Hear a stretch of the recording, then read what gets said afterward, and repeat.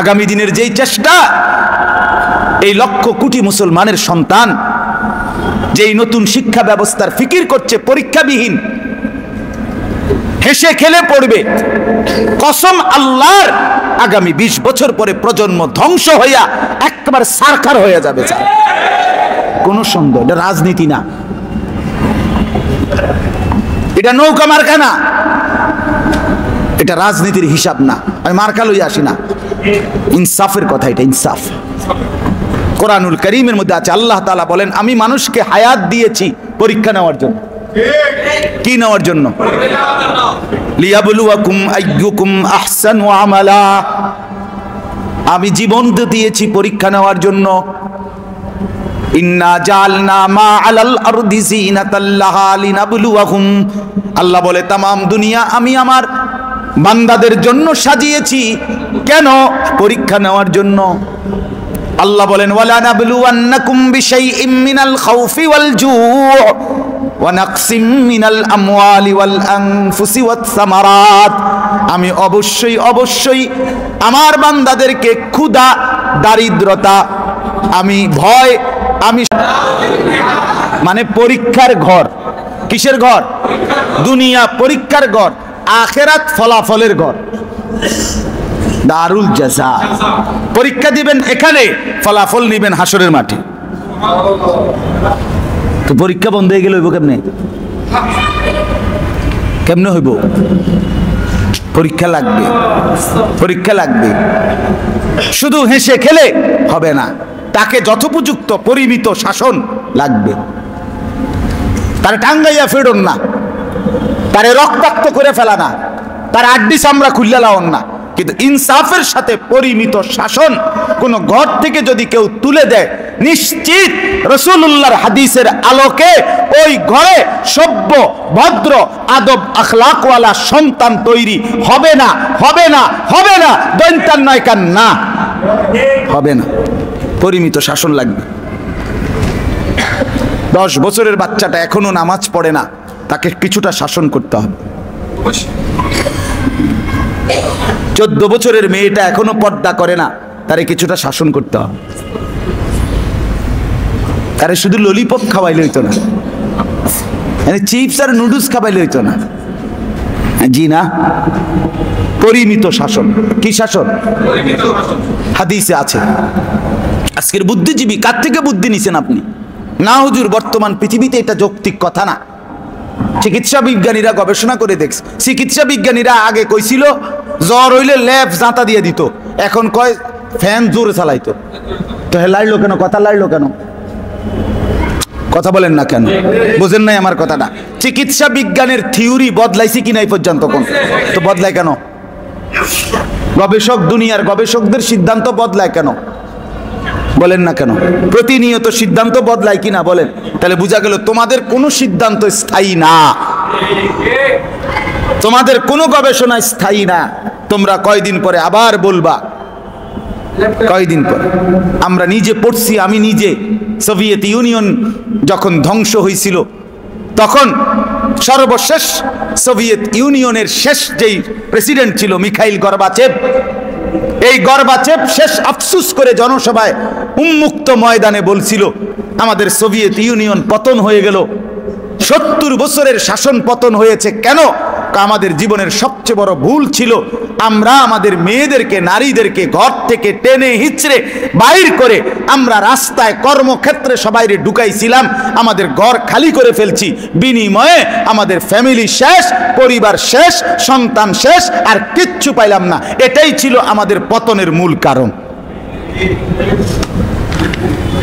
আল্লাহর নিজাম নাড়তে নাই, রাসূলুল্লাহ সাল্লাল্লাহু আলাইহি ওয়াসাল্লামের নিজাম নাড়তে নাই।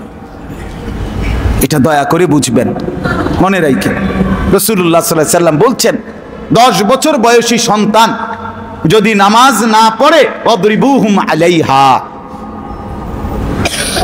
তাকে পরিমিত শাসন করো। ওয়াদরিব, তাকে প্রহার করো। প্রহার মানে এনে টাঙ্গাইয়া ফেডর নাকি? না, পরিমিত, যথোপযুক্ত অবশ্যই লাগবে। আল্লাহ নবী সাল্লাল্লাহু আলাইহি সাল্লাম স্পষ্ট বলছে, 3টা কথা মনে রাখবেন। নবীজির একটা বিখ্যাত হাদিসে আছে পরিবারের ব্যাপারে। নবীজি বলছে আনফিক আলা ইয়ালিকা মিন কাউলিক, চমৎকার কথা। রাসূলুল্লাহ সাল্লাল্লাহু আলাইহি ওয়াসাল্লাম বলে তোমার পরিবারের স্ত্রী সন্তানের জন্য তোমার সাধ্যের সবটুকু দিয়ে খরচ করো, কোনো আপত্তি নেই। 2, রাসূলুল্লাহ সাল্লাল্লাহু আলাইহি ওয়াসাল্লাম বলেন ওয়ালা তারফা আনহুম আসাকা আদাবান, তবে পরিবারের সদস্যদের জন্য আদব, ভদ্রতা, শিষ্টাচার, উত্তম আখলাক শিক্ষা দেওয়ার ক্ষেত্রে লাঠি, আসাকা লাঠি সরাইও না, টোটালি ঘর থেকে এটা ফেলে দিও না, ফেলে দিও না। আখিফহুম ফিল্লাহ। আর 3 নাম্বার হলো সর্বদা তাদেরকে আল্লাহর ভয় দেখাইতে থাকো।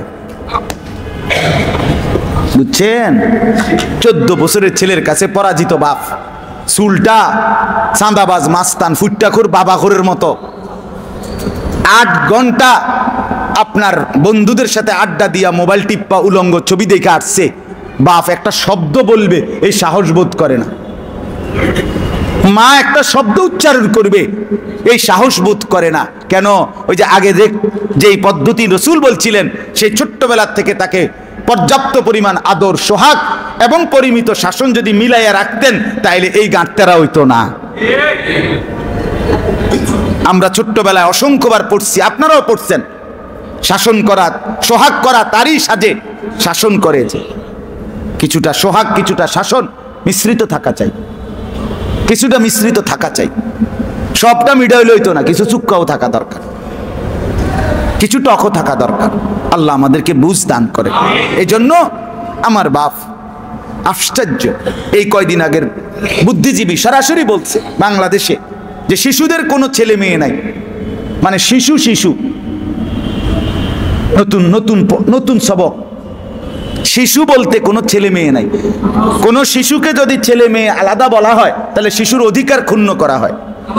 হে বুঝছে শিশু হেতরে কইছে, ওই শয়তানকে শিশুয়ে বলছে, তোরে বলছে শিশু, তোরে বাচ্চারা গিয়া বলছে যে এটা আমার অধিকার, আমি মেয়ে, আমাকে যদি মেয়ে বলে তাহলে আমার অধিকার ক্ষুণ্ণ হয়।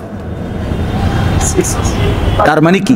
বাংলাদেশে 18 বছরের নিচে, আন্তর্জাতিক আইনেও 18 বছরের নিচে সব শিশু, ঠিক কিনা বলেন? তার মানে কি 12 বছর 14 বছর 13 বছরের ছেলে মেয়ে যার যেখানে মন চায় রাত কাটাবে, হাঁটবে, চলবে, খাইবে, ঘুমাইবে, একই বাথরুমে একই টয়লেটে যাবে আসবে, অসুবিধা কি? শিশু, তাকে তো ছেলে মেয়ে আলাদা বলার অধিকার নাই, তত তার শিশুর অধিকার হে কানবো। আস্তাগফিরুল্লাহ, আস্তাগফিরুল্লাহ। আমরা ইনসাফের সাথে বলেই যাব ইনশাআল্লাহ। একদিন সুযোগ পাইলে একদিনই বলবো, 10 দিন পাইলে 10 দিন। কিন্তু সহজ কথা হলো শুধু হেসে খেলে, শুধু আহ্লাদে না, বরং আহ্লাদ, আদর, মহাব্বত, মায়া, ভালো। যে বাবার কলিজায় সন্তানের মায়া নাই, যে শিক্ষকের কলিজায় তার ছাত্রের প্রতি আন্তরিকতা, মায়া, মহাব্বত নাই, সে তো শিক্ষক হওয়ারই কোনো উপযুক্ততা নাই। জালেমকে শিক্ষক বানানোর অধিকার কি? আল্লাহ তাআলা কোরআনের চাইতে বেশি সুন্দর কোথায়? আপনি খেয়াল করেন কোরআন শরীফে, আপনারা এটা সবাই পারেন, আর রহমান আল্লামাল কোরআন, এটা পারেন না সবাই? এ কতই দূর পারেননি কোন? তো এটার অর্থ কি?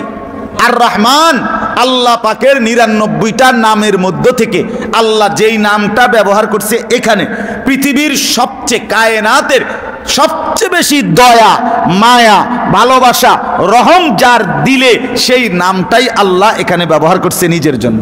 আর রহমান আল্লামাল কোরআন, এরপরে বলছে রহমান নামের সিফাত দিয়ে, দয়া, মায়া, ভালোবাসার সবটুকু দিয়ে বন্ধু আমি কোরআন শিখাইলাম।